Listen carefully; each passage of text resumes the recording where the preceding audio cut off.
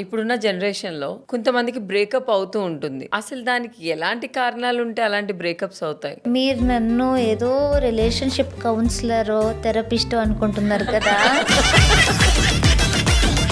Ego ఒక main reason ఉండొచ్చు. That చాలా సార్లు చిన్నప్పటి నుంచి మనల్ని మాకు జన్మనిచ్చి మనల్ని పెంచిన అమ్మా నాన్నతోనే ఎన్ని గొడవలు అవుతాయి. వాళ్ళు మాతో ప్రతి సెకండ్ ఉంటారు.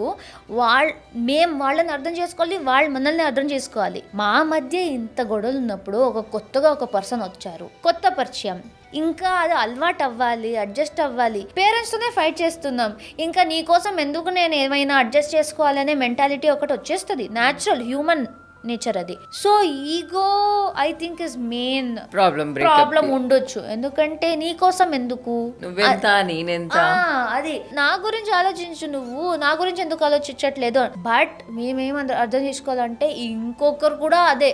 ఇప్పుడు అమ్మాయి అంటుంది అనుకోండి, నువ్వు నా గురించి ఆలోచించట్లేదు, నేనెందుకు నీ కోసం చేయాలంటే అబ్బాయి కూడా మేబీ అలానే ఆలోచిస్తారు కదా. నువ్వు నా గురించి ఆలోచించట్లేదు, నేనెందుకు నీ కోసం చేయాలి, ఇద్దరు నీ కోసం ఎందుకు అంటే ఆ ఈగోనే మధ్యలో వచ్చి యాటిట్యూడ్ లో వెళ్ళిపోతుంది. వాళ్ళు నిజంగా మన వాళ్ళంటే నేను ఎవరికి చేస్తా, నీ కోసమే కదా చెయ్యాలి అనే మైండ్ సెట్ వస్తే